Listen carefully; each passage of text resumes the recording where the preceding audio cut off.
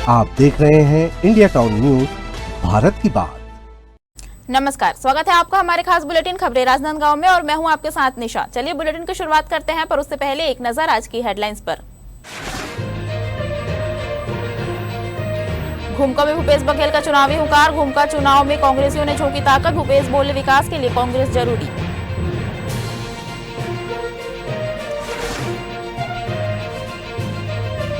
गंज मंडी बनी दहशत का मैदान। असामाजिक तत्वों ने मचाया तांडव। चाकू की नोक पर वसूली। मंडी में मचा हड़कंप।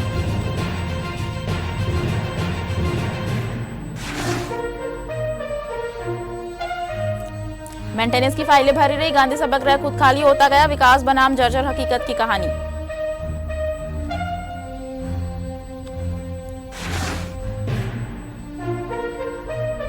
ईवीएम जांच प्रक्रिया पर प्रशासन की नजर। राजनांदगांव में चुनावी तैयारियां तेज। ईसीआईएल इंजीनियर करेंगे ईवीएम परीक्षण।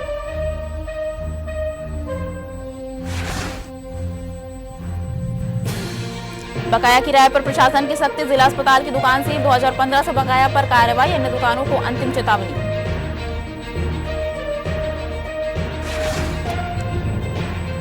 राजनांदगांव की गंज मंडी शुक्रवार तड़के उस वक्त दहशत के साए में आ गई जब सब्जियों की खुशबू से पहले हवा में डर और चिल्लाहट घुल गई। सुबह करीब 4 बजे जब मंडी में आमतौर पर कामकाज की शुरुआत होती है, वहां का माहौल अचानक अफरा तफरी में बदल गया। बताया जा रहा है कि कुछ असामाजिक तत्व शराब के नशे में मंडी पर पहुंचे और चाकू की नोक पर लोगों से अवैध वसूली करने लगे। पैसे देने से इनकार करने पर विवाद इतना बढ़ा कि बात जानलेवा हमले तक पहुंच गई। कुछ ही पलों में पूरी मंडी में भगदड़ जैसी स्थिति बन गई और व्यापारी, हमाल और किसान अपनी जान बचाने के लिए इधर उधर भागते नजर आए। राजनांदगांव के गंज मंडी यानी कि जो सब्जी मंडी है, वहां पर सुबह के 4 बजे में चाकूबाजी की घटना सामने में आती है, जिसके बाद पूरा का पूरा गंज मंडी जो है वो हड़कंप पर मच जाता है। दहशत का माहौल फैल जाता है, जिसके बाद बताया जा रहा है कि कुछ लोगों को चाकू के वार सहने पड़े हैं। कुछ लोगों के सर पर चोटें के निशान आई है और पुलिस अभी इसमें हर एंगल से जांच कर रही है। अभी इस मामले पर एफआईआर दर्ज करवाने के लिए क्षेत्रीय थाना बसंतपुर थाना में सब्जी मंडी संघ के लोग आए हुए हैं। जी, क्या कुछ मामला था, किस प्रकार से घटना हुई है, कितने लोग रहे होंगे? 3 से 4 लोग थे अपराधी लोग, और बाकी जिनको लगा है वो 4 लोगों को लगा हुआ है मार। किसी का सर फट गया है, किसी का हाथ में फ्रैक्चर है, ऐसे करके कई घटनाएं हुई हैं। क्या वजह रही होगी? वजह कुछ भी नहीं है, सिर्फ लोगों को उठाया गया है, जबरदस्ती मारा गया है। वीडियो क्लिप में पूरा साफ साफ दिख रहा है। ऐसी कोई वजह नहीं? कोई वजह नहीं है, बेवजह बाहर के व्यापारी हैं, जो मार खाए हैं वो बाहर के व्यापारी हैं। पीने के लिए पैसा मांगा गया, पैसा ना देने पे उन लोगों से मारपीट की गई। एक का सर फट गया है। एक बच्चा है, 16-17 साल का लड़का था, बेमेतरा जिले से ने सब्जी की गाड़ी छोटी पिकअप लेकर के आया था। उससे ने 200 रुपये मांगा गया पीने के लिए। वो नहीं देने पे उसको इतनी बुरी तरह से मारा पीटा गया। उसके लेफ्ट साइड का हाथ और पैर काम नहीं कर रहा है अभी। यानी कि कुल मिलाकर के कहा जाए कि अवैध वसूली की जा रही है। अवैध वसूली, चाकू दिखा रहे हैं तो किसी को लट दिया, लट से मार रहे हैं। 3 वीडियो हमारे पास में, तीनों वीडियो हमने दे दी है। हाँ, उसके आधार पे अपराधियों को पकड़ा गया है। विषय काफी गंभीर है। चाकू लेकर के लोगों के बीच में जाकर के डरा धमका करके उनसे अवैध वसूली का काम किया जा रहा था, उनसे लूट की जा रही थी। चाकू टिका करके पैसे लेना कोई ये केवल वसूली ही नहीं बल्कि लूट का मामला भी सामने में आता है। अभी सारे के सारे लोग दहशत में हैं। क्या स्थिति रही होगी घटना के वक्त उस टाइम? घटना के हर कोई डरेगा जी। आप आदमी वहां पर काम करने जा रहा है और कौन कोई चाकूबाजी वाले के साथ में कौन ध्यान देगा कि उसको जा करके मैं करूं। सब डर वाला ही माहौल है। ये बताने की हिम्मत ही नहीं कर सकते। थाने में आए हैं हम, प्रशासन मंडी में भी गए।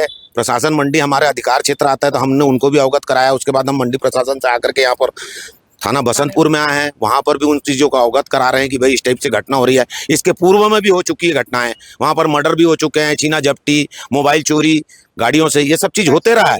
हम हर हमेशा उस चीज को अवगत करा रहे हैं कि वहां पर कुछ एक चौकी की काफी शांत जगह। हाँ, वो बहुत शांत जगह रहती है, लेकिन सवेरे मॉर्निंग 4 बजे से जो वहाँ चहल पहल रहती है, 5 से 10 हजार लोग मौजूद रहते हैं वहां पर। उस टाइम में ऐसी इस टाइप की हरकत हो, 3:30 बजे 3:40 की घटना है ये, 3:40 की, कि कोई असामाजिक तत्व लोग आकर के गुंडागर्दी कर रहे हैं, मार रहे हैं, पीट रहे हैं, चाकू चला रहे हैं। प्रशासन से आप किस तरीके की सुरक्षा की मांग? हम तो यही चाह रहे हैं, हम तो 3 बार पहले भी और अवगत करा चुके हैं प्रशासन से कि आप वहां पर कोई व्यवस्था करिए, या तो फिर हमको भी उस मरने जीने के लिए छोड़ दीजिए। आप कोई व्यवस्था करेंगे जब ही होगा। 3 बार 4 बार हो चुका है ये 2-3 साल के अंदर में ही। और व्यापारी पूरे पहले भी गोल्डी मर्डर वाला केस व्यापारी पूरे डरे हुए हैं, डर के पुलिस प्रशासन का सहयोग चाह रहे हैं, और अभी नहीं हुआ तो ऐसा लगता है कि आगे हमको मरने के लिए छोड़ा गया है वहाँ कोने में ले जाके। चौकी की मांग। हाँ, अब हमको 2-3 बार चौकी के लिए मांग कर चुके हैं। संजय अग्रवाल सर थे, उनसे भी अनुरोध किया गया था, उस समय कलेक्टर थे वो, तो उन्होंने बोला था कि देखते हैं इस टाइप की व्यवस्था करेंगे करके। फिर उनके जाने के बाद किसी प्रकार का उसमें कार्रवाई नहीं हुई, ध्यान नहीं दिया गया। यानी कि मामला काफी गंभीर है, लोगों के साथ में लूटपाट हो जा रहे हैं, चाकू दिखा करके डराया जा रहा है, पैसे की अवैध वसूली की जा रही, केवल किस लिए? केवल शराब पीने के लिए। यानी कि वहां मौजूद 7 से 8 हजार लोग, 4 से 5 हजार लोग लगभग जो है वो लोग वहां रोजाना की तरह मौजूद रहते हैं, और इतने लोगों की मौजूदगी के बीच में भी चाकू के दम पर, चाकू की नोक पर लोगों के बीच में जाकर के उनसे अवैध वसूली की जाती है। अभी मंडी संघ के लोगों का FIR करवाया जा रहा है कि इनके द्वारा कि वहाँ पर सुरक्षा बढ़ती जाए। साथ ही साथ मांग भी की जा रही है पुलिस प्रशासन से, जिला प्रशासन से, कि कई बार वहाँ पर इस तरीके की घटनाएं बीत चुकी है और आने वाले वक्त में कोई ठिकाना नहीं है। लेकिन अगर वहाँ पर कोई पुलिस चौकी का स्थायी रूप से बंदोबस्त कर दिया जाए, वहाँ पर पुलिस चौकी खोल दिया जाए, तो कहीं ना कहीं लोग जो है अपने आप को थोड़ा सुरक्षित महसूस करेंगे। घटना के बाद मंडी में कामकाज कुछ समय के लिए ठप हो गया और व्यापारियों में गहरा आक्रोश फैल गया। मंडी संघ के पदाधिकारी तुरंत बसंतपुर थाना पहुंचे और मामले की FIR दर्ज कराई। साथ ही उन्होंने साफ कहा कि अब सिर्फ शिकायत नहीं, स्थायी सुरक्षा व्यवस्था की जरूरत है। व्यापारियों का कहना है कि राजनांदगांव की गंज मंडी में रोजाना हजारों लोगों की आवाजाही होती है, लेकिन सुरक्षा के नाम पर हालात बेहद कमजोर है। इसी वजह से असामाजिक तत्व बेखौफ होकर वारदातों को अंजाम दे रहे हैं। मंडी संघ ने यह भी चेतावनी दी है कि अगर जल्द ही मंडी परिसर में पुलिस चौकी नहीं खोली गई तो व्यापारी आंदोलन करने को मजबूर होंगे। वहीं पुलिस ने मामले की गंभीरता को देखते हुए जांच शुरू कर दी है और आरोपियों की तलाश तेज कर दी गई है। कुल मिलाकर सब्जियों से गुलजार रहने वाली गंज मंडी फिलहाल सुरक्षा की मांग और दहशत के बीच खड़ी है। मैं सुबह काम में आया ना, जस्ट 3:30 बजे में काम में आया, इन लोग पी खा के वहाँ पहले से किसी को मार ही रहे थे। तो अपन गए हैं तो अपने से धक्का मुक्की हुई है। 4 बजे की बात है, ये 4 बजे धक्का मुक्की हुई है। जेब से पैसा देखे नहीं मिला तो मेरे को मारे जबरदस्ती, सर में मारे है, तो गंभीर चोट आई है बहुत ज्यादा। क्या क्या औजार उनके पास में साथ एक चाकू भी था और लाठी तो था ही। कितने लोग रहे? उन लोग 2 लोग थे भैया टोटल। क्या वजह रही? वजह कुछ नहीं पता भैया, कि जबरदस्ती आके उन लोग जबरदस्ती ऐसा किए हैं। कैसे बचाए फिर आप? मैं सिर्फ वहाँ से छुड़वा के उनसे भगा हूँ, जब जाके मेरे को कुछ हुआ है, नहीं तो आज मैं नहीं रहता। किस तरीके की सुरक्षा की मांग करते हैं? भैया वहाँ पे सबको ना अपना पुलिस चौकी होना चाहिए एक ठो, कि रात भी रात आते हैं हम लोग, रात के 1:30 2 बजे आते हैं काम में, तो हमारे लिए कोई वो नहीं है सुविधा। राजनांदगांव जिले के घुमका नगर पंचायत चुनाव में अब सियासी पारा चढ़ने लगा है। चुनाव प्रचार के आखिरी दौर में पूर्व मुख्यमंत्री भूपेश बघेल ने घुमका पहुंचकर कांग्रेस प्रत्याशी के पक्ष में माहौल बनाने की कोशिश की। जनसभा के दौरान भूपेश बघेल ने भाजपा पर निशाना साधते हुए कांग्रेस सरकार के कार्यकाल की योजनाओं और विकास कार्यों को जनता के सामने रखा। घुमका बस स्टैंड में आयोजित सभा में बड़ी संख्या में कांग्रेस कार्यकर्ता, महिला समर्थक और युवा मौजूद रहे। मंच से संबोधित करते हुए पूर्व मुख्यमंत्री भूपेश बघेल ने कहा कि कांग्रेस ने हमेशा किसानों, मजदूरों और गरीब वर्ग के हित में फैसले लिए हैं।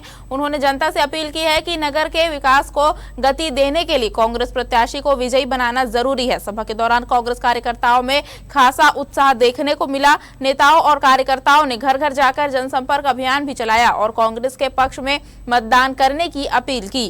कांग्रेस नेताओं का दावा है कि इस बार घुमका नगर पंचायत चुनाव में जनता बदलाव और विकास के नाम पर कांग्रेस को समर्थन देने का मन बना चुकी है। संबोधित करने का अवसर मिला और यहाँ की जनता इस सरकार को जवाब देना चाहती है अपने मतदान के माध्यम से, क्योंकि गर्मी में एक तरफ पानी की संकट है, दूसरी तरफ बिजली की कटौती है, तीसरी तरफ खाद नहीं मिल रहा है और न ही पेट्रोल डीजल मिल रहा है। इससे सब लोग परेशान हैं। इसका करारा जवाब घुमका के मतदाता देंगे। ओवरब्रिज पर लंबे समय से जख्म झेल रहा डिवाइडर आखिरकार ठीक कर दिया गया है। 3 दिन तक चले मरम्मत कार्य में मजदूरों ने टूटे हिस्सों को कंक्रीट से भरकर नया रूप दिया और अब उसकी तराई की जा रही है ताकि वह और मजबूत बन सके। आपको बता दें, करीब 6 महीने से क्षतिग्रस्त डिवाइडर सड़क पर जगह घेरकर परेशानी बढ़ा रहा था। इसकी वजह से सड़क संकरी हो गई थी और रोजाना वाहन चालकों को जोखिम उठाकर निकलना पड़ रहा था। कई बार हादसों की आशंका भी बनी रहती थी। रेलवे क्रॉसिंग पर अंडरब्रिज का काम अधूरा रहने से ओवरब्रिज पर वाहनों का दबाव बढ़ गया, जिससे जाम की स्थिति आम हो गई थी। पहले लगाया गया अस्थायी डिवाइडर भी ज्यादा दिन नहीं टिक सका था। अब पीडब्ल्यूडी द्वारा किए गए इस मरम्मत कार्य से ओवरब्रिज को थोड़ी राहत मिली है और आने वाले समय में लोगों की आवाजाही पहले से सुरक्षित और सुगम होने की उम्मीद है। राजनांदगांव में नगर पालिका आम निर्वाचन 2026 की तैयारियों के तहत जिले में उपलब्ध ईवीएम का फर्स्ट लेवल चेकिंग 29 मई को और सेकंड लेवल चेकिंग 30 मई को सुबह 10:30 बजे किया जाएगा। यह प्रक्रिया electronics corporation of India limited के इंजीनियरों द्वारा संपन्न कराई जाएगी। एफएलसी और एसडीपीसी का आयोजन डिस्ट्रिक्ट ऑफिस राजनांदगांव स्थित ईवीएम गोदाम में किया जाएगा। जिला प्रशासन की ओर से सभी मान्यता प्राप्त राजनीतिक दलों के प्रतिनिधियों को इन दोनों महत्वपूर्ण तकनीकी प्रक्रियाओं में अनिवार्य रूप से उपस्थित रहने के लिए अनुरोध किया गया है, ताकि पूरी प्रक्रिया पारदर्शी और निष्पक्ष तरीके से संपन्न हो सके। प्रशासन का कहना है कि ईवीएम की जांच और परीक्षण चुनावी प्रक्रिया की विश्वसनीयता सुनिश्चित करने के लिए एक अहम चरण है, इसलिए इसमें सभी संबंधित पक्षों की सक्रिय भागीदारी आवश्यक है। वक्त हो चुका छोटे से ब्रेक का, बने रहिए इंडिया टाउन न्यूज के साथ। कभी कभी चेहरे का छुपा दर्द दुनिया नहीं देख पाती है। दाग, मुहासे, झाइयां सब आपके आत्मविश्वास को कम कर देता है, पर अब नहीं, क्योंकि Rukhsana glow and fair face pack जो दे आपकी स्किन को वो प्यार जो सिर्फ प्रकृति दे सकती है। हर लेयर को साफ करे, हर दाग को करे हल्का और आपकी मुस्कान फिर से लौटाए, because you deserve to glow naturally. Rukhsana herbal beauty product Amazon, Meesho और फ्लिपकार्ट में भी उपलब्ध। राजनांदगांव जिला चिकित्सालय परिसर में वर्षों से बकाया किराया न जमा करने वाले दुकानदारों पर आखिरकार प्रशासन ने सख्त रुख अपना लिया है। आपको बता दें, जीवनदीप समिति के निर्णय के बाद किराया अटकाने वालों के खिलाफ सीधी कार्रवाई शुरू कर दी गई है। इसी अभियान के तहत जिला चिकित्सालय परिसर स्थित उत्तरमुखी दुकान क्रमांक 8 को सील कर दिया गया। यह दुकान ममता चंद्राकर के नाम आवंटित थी, जिसका किराया जुलाई 2015 से लगातार लंबित था। कुल बकाया राशि 1,79,666 रुपए बताई गई है। अधिकारियों ने साफ कर दिया है कि यह कार्रवाई केवल शुरुआत है। परिसर में संचालित अन्य दुकानदारों को भी अंतिम चेतावनी दी गई है कि तय समय में बकाया किराया जमा करे, वरना उनके खिलाफ भी सीलिंग और आवंटन निस्तारीकरण जैसी कार्रवाई तय है। प्रशासन की इस सख्ती से परिसर में चल रहे व्यापारियों में हलचल है और बाकी दुकानों पर भी अब भुगतान का दबाव साफ दिखाई देने लगा है। जिला अस्पताल अंतर्गत जीवनदीप समिति की जो आवंटित दुकानें थी, उनमें काफी लंबे समय से, जैसे जुलाई 2015 से लगातार किराया बकायादारों द्वारा किराया नहीं दिया जा रहा था। तो जीवनदीप समिति के मीटिंग के पश्चात निर्णय लिया गया था कि उक्त दुकानों को सील किया जाएगा। अंतिम स्मरण पत्र प्रेषित करने के बावजूद दुकानदारों के द्वारा जो है वो किराया नहीं दिया जा रहा था, जिसके फलस्वरूप उनमें से एक दुकानों को, जिसका सबसे लंबित किराया था 1,80,000 लगभग, उस दुकान को सबसे पहले सील किया गया है और बाकी बकायादारों को नोटिस जो है वो जारी किया गया है कि शीघ्र जो है वो बकाया राशि मई 2026 तक की उनकी जितनी भी बकाया राशि है वो बकाया राशि जीवनदीप समिति के खाते में जमा करें। राजनांदगांव नगर निगम के म्युनिसिपल स्कूल परिसर में स्थित गांधी सभागृह कभी शहर की सांस्कृतिक धड़कन माना जाता था। शादियों से लेकर सरकारी आयोजनों तक यह भवन लगातार कार्यक्रमों से गुलजार रहता है और हर आयोजन से निगम को अच्छी खासी आय भी होती है। लेकिन अब यही सभागृह सवालों के घेरे में है। कागजों में मेंटेनेंस और जमीन पर जर्जरता। स्थानीय लोगों का कहना है कि सभागृह के लिए हर आयोजन से मेंटेनेंस शुल्क वसूला जाता है, लेकिन उससे बदले मरम्मत का कोई ठोस असर नजर नहीं आता। भवन के भीतर छत की सीलिंग कई जगहों से टूटकर लटक रही है। दरवाजे अपनी उम्र से ज्यादा बोझ ढोते दिख रहे हैं और खिड़कियों के स्लाइडिंग पैनल या तो गायब है या अस्थायी तौर पर फ्लेक्स से ढके गए हैं। स्थिति यह है कि जहां कभी सजावट और रोशनी की चमक होती थी, वहां अब जुगाड़ व्यवस्था का अंधेरा ज्यादा दिखाई देता है। सूत्रों के मुताबिक सभागृह से हर साल लाखों रुपए की आय होती है। निजी और शासकीय दोनों तरह के कार्यक्रम लगातार यहां होते हैं, लेकिन स्थानीय सवाल यह है कि जब आय नियमित है तो फिर मरम्मत और देखरेख पर खर्च क्यों नहीं दिखता। आपको बता दें, इस भवन का लोकार्पण 31 मार्च 2018 को तत्कालीन मुख्यमंत्री डॉक्टर रमन सिंह द्वारा किया गया था। शुरुआत में इसे आधुनिक और सुविधाजनक आयोजन स्थल के रूप में देखा गया था। समय के साथ यहाँ बड़े राजनीतिक और सामाजिक कार्यक्रम भी हुए, लेकिन रखरखाव की रफ्तार उस उम्मीद के साथ नहीं चल सकी। निश्चित तौर पे आपकी प्रश्न बहुत सही है। गांधी सभागृह ही नहीं बता रहा हूँ आपको, इसके साथ साथ आपको गांधी सभागृह, ऑडिटोरियम और योग भवन, ये तीनों को और भी जो भवन होंगे उनको अब किराए से नगर निगम देती है। जब किराए से नगर निगम देती है और हजारों लाखों रुपए अपन इनकम बताते हैं उससे, वाकई में आज वहां की दुर्दशा को देखो। इनको खर्चा करना चाहिए ना भाई। आप पैसा लेते तक सही है, लेकिन पैसा लेने के बाद आप वहां जाके देखिए, उसे मेंटेन तो करिए उसको। वहां का सीलिंग गायब है, किसी का पंखा, गांधी साहब अगर बहुत दुर्दशा है। अभी हाल में पूरा लाइट के बटन वायर सब चोरी हो गए थे। अभी कुछ कार्यक्रम था वहाँ, रमन सिंह आने वाले थे, उसके पहले इनको मैं ही खुद बोला था कि देखिए जाके आयुक्त साहब को, कि फिर तत्काल वहाँ लगाए। लेकिन यहाँ इतना ही है कि मेंटेन नहीं है। मेंटेन नहीं होने से चाहे ऑडिटोरियम हो, चाहे गांधी सभा ग्रहण हो या योगा भवन, मेंटेन नहीं करेंगे, केवल पैसा ही लेते जाएंगे, लाभ बताते जाएंगे, मेंटेन नहीं करेंगे तो उसकी दुर्दशा यही होगी। जिला पंचायत सीईओ सुरुचि सिंह ने वीडियो कॉन्फ्रेंसिंग के माध्यम से पंचायत एवं ग्रामीण विकास विभाग की योजनाओं की समीक्षा की। उन्होंने प्रधानमंत्री आवास योजना, मुख्यमंत्री आवास योजना एवं मनरेगा के कार्यों को समय सीमा में पूर्ण करने तथा पूर्ण आवासों में तत्काल सीसी लगाने के निर्देश दिए। बैठक में सामाजिक सहायता योजना की समीक्षा करते हुए शासन के दिशा निर्देशों के अनुसार निर्धारित प्रपत्र में जानकारी प्रस्तुत करने और हितग्राहियों के आधार पंजीयन कार्य को प्राथमिकता के साथ पूर्ण करने के निर्देश दिए गए। सीईओ जिला पंचायत ने हर घर सोख्ता गड्ढा अभियान के तहत ग्रामीण क्षेत्रों में मिशन मोड में कार्य करने पर जोर दिया। उन्होंने बताया कि शासन द्वारा ग्राम पंचायतवार सोख्ता गड्ढा निर्माण का लक्ष्य निर्धारित किया गया है। अभियान के प्रभावी क्रियान्वयन के लिए injection well, water recharge shaft, rain water harvesting, सोख्ता गड्ढा एवं फिल्टर मीडिया की साफ सफाई के कार्य गंभीरता से करने कहा गया।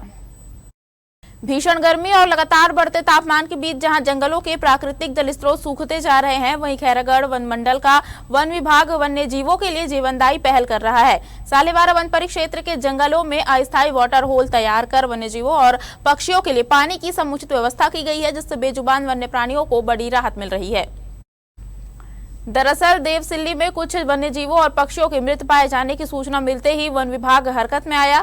वन मंडलाधिकारी के निर्देश पर वन अमला तत्काल मौके पर पहुंचा और जांच शुरू की गई। प्रारंभिक जांच में अत्यधिक गर्मी और जल संकट को घटना का प्रमुख कारण माना गया। स्थिति की गंभीरता को देखते हुए वन विभाग ने युद्ध स्तर पर जंगलों के भीतर प्लास्टिक लाइनिंग युक्त अस्थायी जल स्रोत तैयार किए। इन वाटर होल में नियमित रूप से पानी भरकर वन्य जीवों के लिए पेयजल उपलब्ध कराया जा रहा है। विभाग का दावा है कि ये जल स्रोत अब वन्य जीवों के लिए जीवनदायी साबित हो रहे हैं। वन मंडलाधिकारी ने क्षेत्रीय अधिकारियों और कर्मचारियों को लगातार मॉनिटरिंग, नियमित गश्त और ट्रैप कैमरों के जरिए निगरानी रखने के निर्देश दिए हैं, ताकि किसी भी आपात स्थिति में तुरंत कार्रवाई की जा सके। वन विभाग की इस संवेदनशील पहल की स्थानीय, ग्रामीण और नागरिक भी सराहना कर रहे हैं।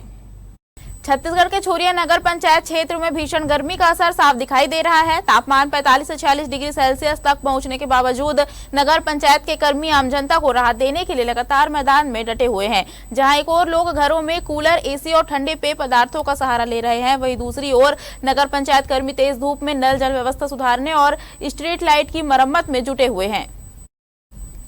दोपहर 12 बजे के बाद जब पूरा बाजार सुनसान हो जाता है, उस समय भी नगर पंचायत के कर्मचारी बोरिंग सुधार, पेयजल आपूर्ति और स्ट्रीट लाइट दुरुस्तीकरण जैसे जरूरी कार्यों में लगे रहते हैं। भीषण गर्मी और तपती धूप के बीच पसीना बहाते हुए ये कर्मचारी नगरवासियों को पेयजल संकट से राहत दिलाने के लिए निरंतर प्रयासरत है। हालांकि कुछ वार्डों में अभी भी पेयजल की समस्या बनी हुई है, जिसकी पूर्ति टैंकरों के माध्यम से की जा रही है। प्रशासन द्वारा आपूर्ति व्यवस्था को दुरुस्त करने की कोशिशें जारी है, लेकिन बढ़ती गर्मी के कारण चुनौतियां भी बनी हुई है।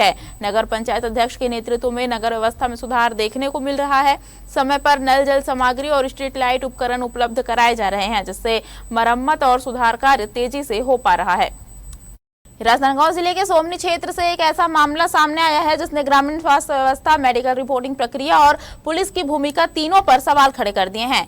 मामला 14 वर्षीय बच्ची से जुड़ा है, जिसकी एक कथित मेडिकल रिपोर्ट ने पूरे परिवार की जिंदगी को कुछ ही घंटों में तनाव और भ्रम के माहौल में ढकेल दिया। ग्राम मीरा की यह घटना 25 मई 2026 की बताई जा रही है, जब बच्ची को परिजन सामान्य स्वास्थ्य समस्या और कमजोरी के चलते सोमनी सामुदायिक स्वास्थ्य केंद्र लेकर पहुंचे थे। जांच में हीमोग्लोबिन 10.6 पाया गया, लेकिन इसके बाद सामने आए एक निष्कर्ष ने मामले को अप्रत्याशित मोड़ दे दिया। परिजनों का आरोप है कि एक यूरिन जांच के आधार पर बच्ची को गर्भवती बताए जाने की बात सामने आई, जिसके बाद स्थिति अचानक तनावपूर्ण हो गई। परिवार का कहना है कि इस जानकारी की पुष्टि के लिए कोई ठोस या विस्तृत मेडिकल प्रक्रिया नहीं अपनाई गई और सूचना के आगे बढ़ने के तरीके पर भी सवाल उठे। आरोप यह भी है कि इसके बाद मामला सीधे पुलिस तक पहुंचा और परिवार को थाने बुलाया गया। वहीं दूसरी ओर परिवार ने बाद में जिला अस्पताल और निजी केंद्रों में दोबारा जांच करवाई, जिसमें अलग अलग रिपोर्ट्स में बच्ची को गर्भवती नहीं बताया गया है।